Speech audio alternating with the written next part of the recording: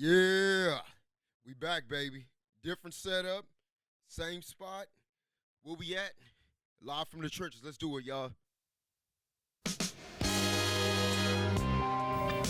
Primo, what you giving? Go the way you front, motherfucker.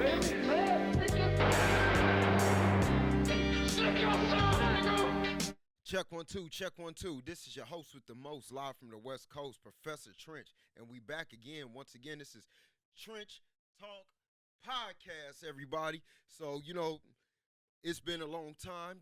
I did the live show with the Tyson fight, and it rocked me to sleep. Oh, my kid, my nephews, they talk crazy to your boy, man. They talk crazy to the man. Like, Tyson was one of the most feared entities of all sports at one point. And to be honest, he still is, because he still has that animal in him that he didn't smother away, just like so many men have done throughout these years. That's why they're all out here talking like this, and they're all out here being the nicest guy in the world and getting fucked over in the process.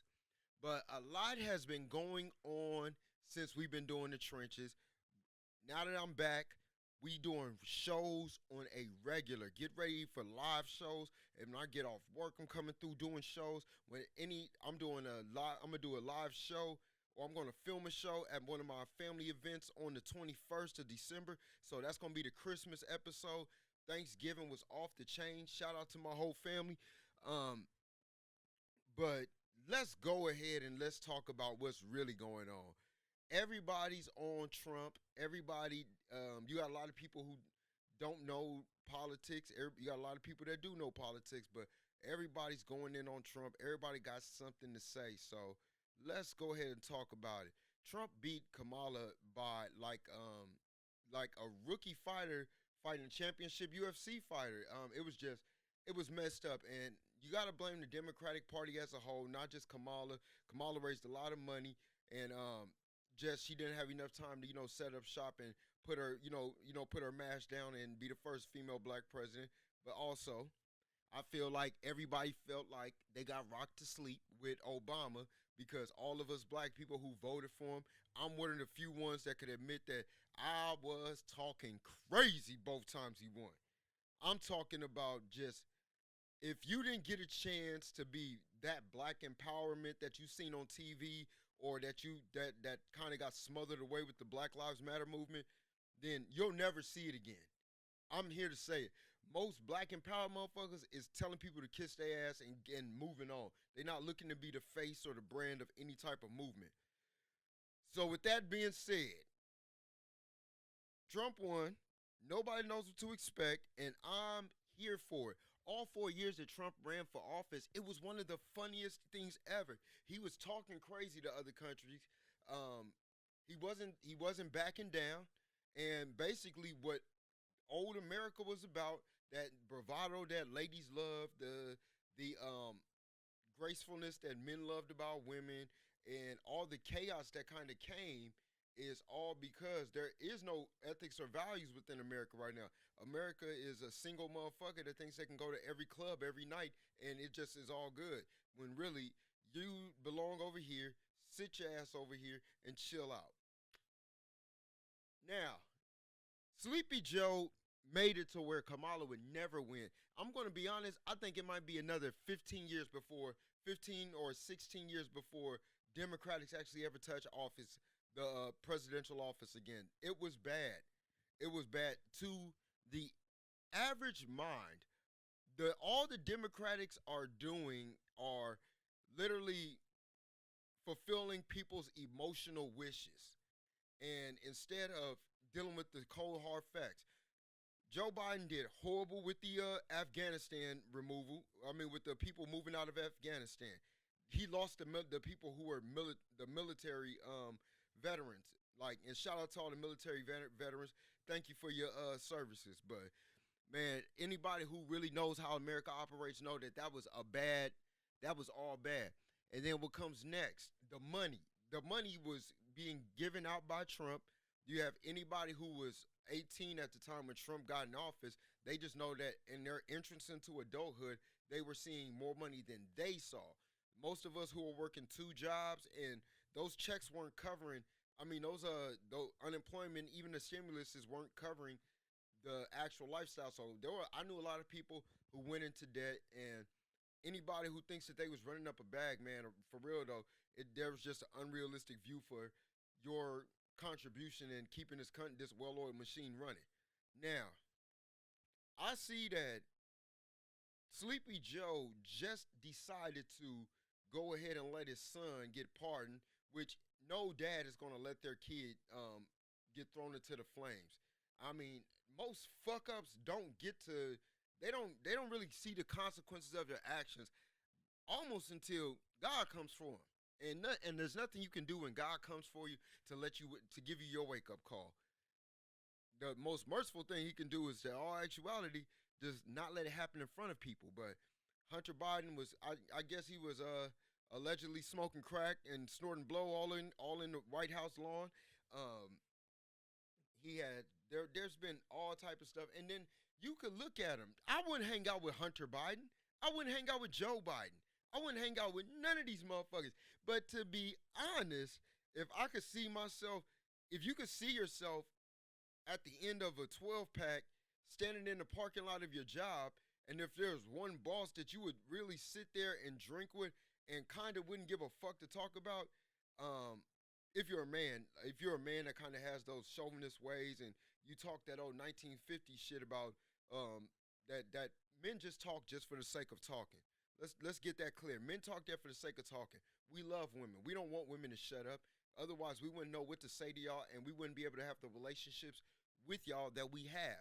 So no man is really believing that chauvinist stuff, especially any nigga that really got some pussy out here. Now, I want to go into. I think we the trenches, so we gonna talk the shit that everybody want to talk about. Without it being a gossipy show. I don't represent gossip at all. Matter of fact, because let's see, let me look into this right now, because we got a lot of topics going on. We got a lot of good stuff going on. Lil Durk. I mean, first and foremost, on the good news note, they let Young Thug home. Shout out to Young Thug. A lot of them cats around them stayed solid.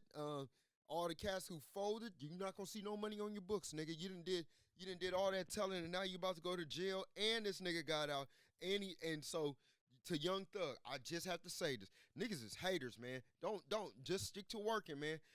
If you really want my honest advice, bring back Reading Rainbow. Hey, fuck it, you done wore the dress. I mean, I'm just saying, hey, Reading Rainbow didn't mean the same thing when I was a kid as it does now. I think you could be the person that could bring it back and do it with all type of fly songs, and you doing the alphabet, and you reading all Donald Goines' book. Hey, I don't know, but it's good that you home. All of the stipulations that they put on him to see to it that he kind of really doesn't eat out here the way he should. I see that going on. Like, you kind of can't. He said that he could, as long as he could work with Gunna, showed that that's all a business relationship, which is kind of setting a precedent for people to get money with each other as opposed to closing doors. Because let's say it like this: when you're at a job, a lot of you fellas that don't like rats and you work a job, how do you know one of these guys that you just sitting there, smoking a cigarette with, or you smoking a blunt, this motherfucker done pulled up next to you, how do you not know he's in the witness protection program? The one thing that got you bypassing it is the business that y'all there for, is to get them hours in and get that check. So I see Young Thug is showing that, but he letting it be known, nigga, we not friends, nigga. Keep it pushing, nigga. Drop them songs, get me my views, get me my likes, get me my motherfucking give me my platinum plaques. But other than that, we not going to the mall, nigga. We not, hey, I'm married. We ain't got no reason to have no females around each other. We have nothing but business. And business with me and you is short. Matter of fact, my lawyer can handle the business between me and you. I don't need you anymore. Peace out, nigga. Shout out to Young Thug. And then right when they get Young Thug, they end up snatching up Lil Durk. And let's just be, I'm going to be a level of objective as a up-and-coming old head. I don't like to see nobody in jail. So even if I feel like I have a certain amount of facts that it could piece things together about Lil Durk or any other celebrity, I'm not gonna tell it because who knows? This could be the episode that get this motherfucker life in prison. We not here for that. We the trenches. We all out of try. We all out of bullshit, man. We not with that dumb shit. When you come to Outta Trynches, we not out of we not with the gossip talk. We not with the back and forth. We're men over here. So I'm gonna say it like this. I remember Durk when he first had dreads and then he had the waves. Now, when he came out with L's for them hitters, it was a good song. It was very different. And I always say this with a lot of artists out here. What gets people nowadays is when they can't figure you out. When Durk came out, they knew that he was getting cases. They knew that he had his trouble with the law, but a lot of people wasn't piecing together. The way he's talking in these most like 3 to 4 to 5 years, like, that kind of might have been a nail in his coffin. God gives you a blessing. He allows you to change your life, and then he sees that you playing because we all got paths every day that we decide to live. We got our the righteous path. We got the path that we're doing every day, and then we got the shit that can lead us the wrong way. So we make a choice whenever we do that. But Lil Durk was always, in the videos with the dudes who was catching these cases. He was big shouting out a lot of these dudes who went to jail for violent crimes, and he was letting it be known that he was supporting cats who was going to jail for crazy shit, like Rondo number 9 and C-Day for killing the cab driver. If you drop money on their books, that's like you contributing to their crime. Now, we don't know if the guy was down with whatever gang violence it is, but if the dude was innocent, man, that's foul. It's foul, and foul is foul at the end of the day. No matter how much the motherfucker's your homie or not. I tell my niggas all the time when they wrong, and that's the most G'd up thing I could actually do for them. Now, they got him for murder. They got him with the accusation that he tried to commit murder for hire on Quando Rondo's friend, Little Pab. Quando Rondo's cousin, Lil Pop. And all for the retaliation based on the alleged retaliation of Lil Tim killing King Von over King Von punching Quando Rondo out. But I don't come from the era where you just pull the damn it out and you let that shit go. That lets you know motherfuckers are scared out here. Ain't nobody really with the squabbling. Nobody wants to get their teeth knocked out their mouth, their lip busted, none of that. So in the event you hopping out your car, you want hey, check this out, mother. Once you want to let a motherfucker know what time it is and you ain't got no gun on you, kind of opening yourself up to that with these new young bulls. And I'm talking about 30 and under. Because they the ones with the Glocks, with the switches, that won't leave you with switches, that won't leave you with stitches. Like, so, this is a different era. I come from the era where dudes was getting put in wheelchairs. They was getting shit bagged. They was getting leg warmers put on them. Motherfucker getting, even the dudes getting hit in their head was living. It wasn't nothing like this shit now. I don't fuck with you. I don't fuck with these young niggas at all, If they doing something positive, they rapping, if they into acting, if they're doing comedy, and, they might have lived that life, that's one thing. But if you are exclusively only living that life, I'm here to say, I don't want nothing to do with shit you got going on, man. I am chilling. I work my little square-ass job, getting my little bit of money and praying for a better day to get more money, which I'm working on right now. So, with that being said, Lil Durk, kind of the taunts, the back and forths, he never really he wasn't big, he was sending the subliminals, all that stuff is your way of kind of bragging on doing your evil. So when you brag on doing your evil, just let it be known you're going to get messed over. You know what I'm saying? I'm trying to change for the better and not cuss as much. But it is what it is, man. I'm still Professor Trench, and I got to talk this trench shit every once in a while. They got all the young niggas, man. NBA young boy, you know what I'm saying? Man, they wound up killing Fulio off, man. A lot been going on since I haven't been doing the show, but it makes me frown because it's not like these are any of the lyrical elites. I talk to my daughter all the time, and when she brings up King Von, it's like, King Von got maybe 15, 20, 30 songs max. And then you're talking to a person, and then she's talking to a man who has listened to the greatest rappers ever that have ever lived, died, and the rappers that have come after him and have rapped and are keeping it going. Shout out to K Dot. Shout out to J. Cole. Shout out to Rhapsody. Shout out to all the cats that come in and they're actually coming from the culture, living the culture, and speaking a different point of view of the culture that elevates the mindset. That's what it's all about. That's what this hip hop shit really is all about. So, you know, NBA YoungBoy, when I knew he was fucked when I watched the $1 Million Worth of Game episode. He was so high. Like, I mean, how? Like, for real, he was blitzkrieg. That motherfucker said, man, what makes you happy? Motherfucker's skin looked like it was quicksanding into his face like some fucking, like it was just sucking into his face. Man, hey, look, that's God letting you live longer, live a little bit longer.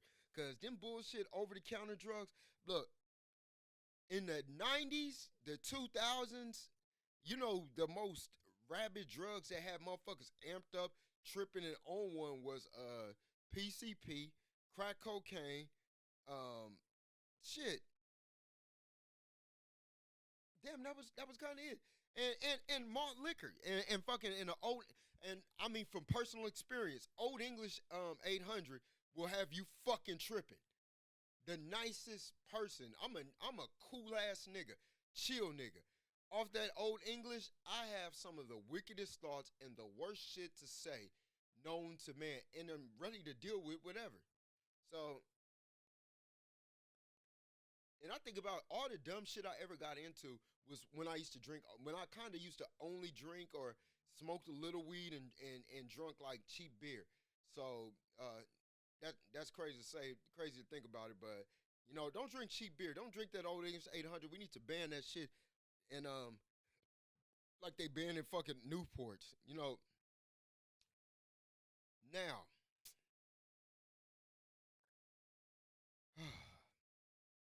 there's so much shit going on. Hold on, I want to shout out to 85 South Show because they really are one of the platforms that are like, them motherfuckers make me laugh every day. And there is nothing that, I mean, like, it makes me bust up laughing.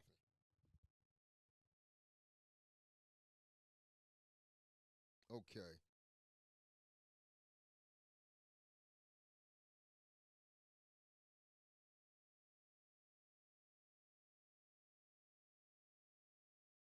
Damn, I can't find shit. Give me a second. One, two.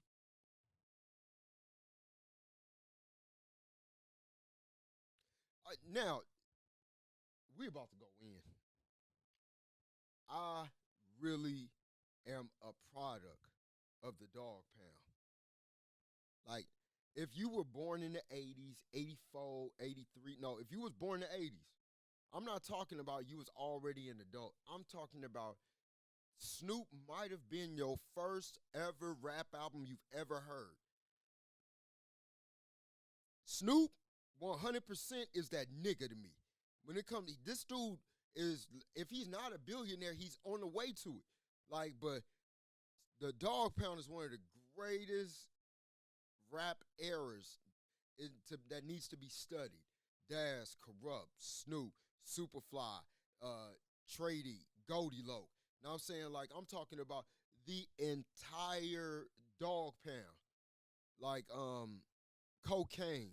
Now I'm saying, Butch Cassidy, rest in peace to Badass, RBX, motherfucking, Ricky Harris, rest in peace. You know, that entire thing.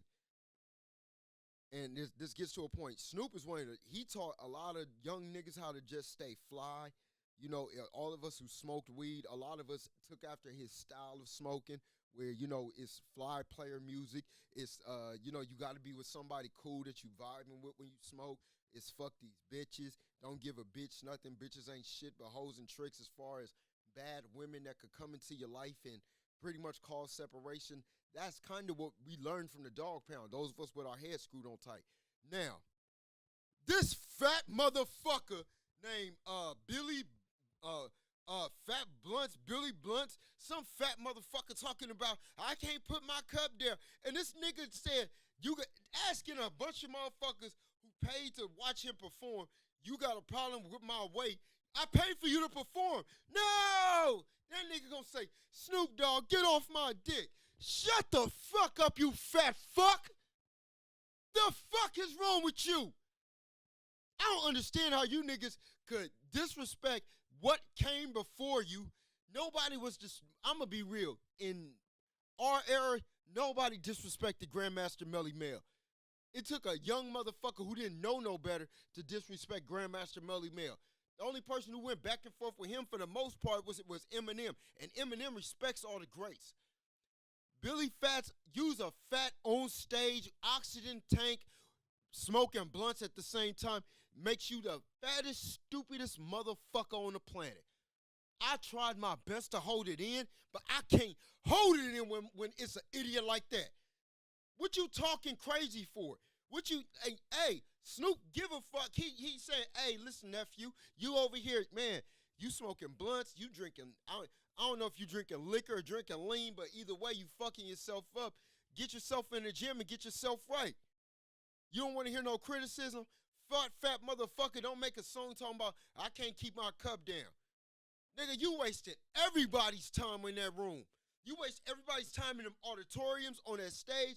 Man, hip-hop is a fucking joke to a lot of people. And all the lyrically skilled people are backing out and going and getting jobs at fucking Walmart and rapping to themselves.